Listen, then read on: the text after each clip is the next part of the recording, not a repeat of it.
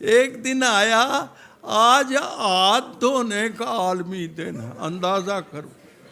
اس قوم کو بتا رہے ہو جس پر 5 وقتہ وضو فرض ہے، ہاتھ دھونے، تو میں نے اس پر عمل کیا فوراً، میں نے اس پر عمل کیا فوراً۔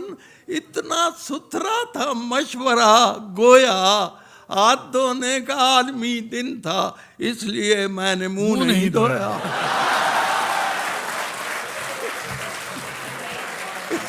اس لیے ہاں جی، میں نے اس پر عمل کیا فوراً، اتنا ستھرا تھا مشورہ، گویا ہاتھ دھونے کا عالمی دن تھا، اس لیے میں نے منہ نہیں دھویا۔